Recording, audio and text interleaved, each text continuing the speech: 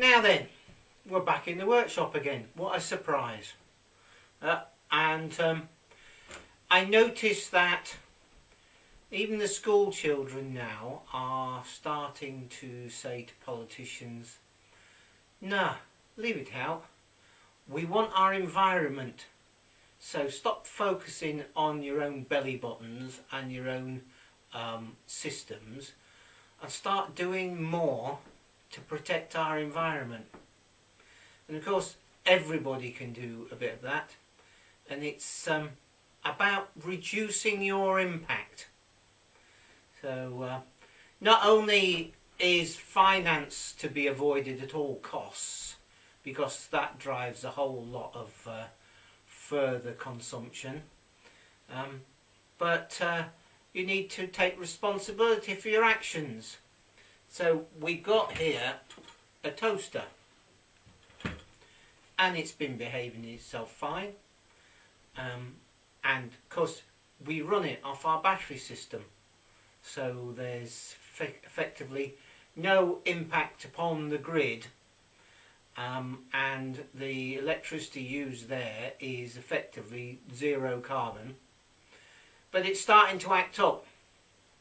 Now a lot of people will be used, oh, just go and buy a new one, but that increases the impact. So let's have a look and see if it's an easy fix. What happens to it is sometimes it works and sometimes it doesn't. I think it's to do with the auto switch off shut off thing. So there's a cover either end, and this end has got all the twiddly bits. So let's take this cover off and see what we can find. If we can fix it, brilliant. So let's have a look. Right, there's some screws,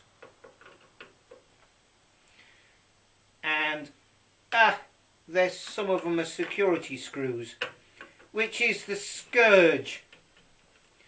But luckily I've got the right adapters. So let's just go and undo those. I'm going to take those out and throw them away. Yeah, it's just another incentive for people to just buy another one. Yeah, I mean, you could put a set of mole grips on there and start twisting those, but I'll get the right thing and we'll undo that, and we'll take this cover off and see what happens. I think those things should be banned. They're appalling. Enough said. Okay, so I've undone 1, 2, 3 screws, and also eased the operating lever cover off, or the knob, or whatever you want to call it. Yep. So this drops down and then lifts out. So there we go. That goes down there, and it's supposed to latch in place somehow. This bit here is a bit bent, so let's just bend that back to where it's supposed to be. Now I'm assuming that comes down on this electromagnet. Let's go sideways. You see there's the electromagnet there, and that obviously lines up with this thing here. Let's turn it round. So you can see that it's a lump of metal. So then it springs back up when that electromagnet lets go. Here's another thing that I found, is this lever operates this set of contacts. So if they weren't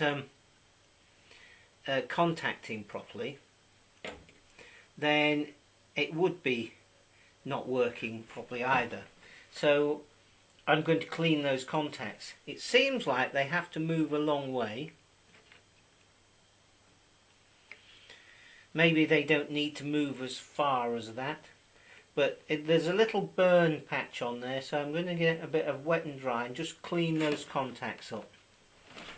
So let's just put this bit of, I've folded it over, just move that backwards and forwards to clean that up. Oh, that looks a bit better. I'm just going to bend that forward just a little bit. Over time it could have just eased backwards. Right, I'm going to clean this out now. Just go downstairs with the airline, blow it all out and give her a go. See what happens. So we'll just put this back on there like that. Okay, I'm just going to plug it in. Now hopefully if I press this down, the elements should glow. There we go.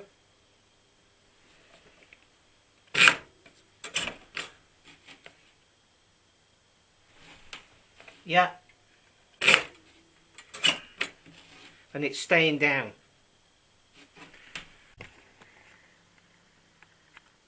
There you go, you see the elements warming up. Fixed. There you go. It wasn't that difficult. Apart from there's appalling anti-tamper security screws which are not designed to save people from themselves. They're designed to increase corporate profits and bonuses, and a non-corporate way of thinking is one step to reduce your impact. And of course have a look at lowimpact.org if you're that interested. So what have I got to say? Well, this could turn into a huge, great, long, rambly rant discussion type thing, but it's not going to. What I've noticed is most people only act out of a level of self-interest. Not everybody, but most people. Some people can look at the broad view or the long view, which is very beneficial. However, if you're working on a level of self-interest, there are two ways amongst many of looking at this. One is you repair things and reduce your impact for ecological reasons, and that's wonderful, but I don't want to really cover that because that's like preaching to the converted. But my channel is all about how to do that, how to get by, how to fix things.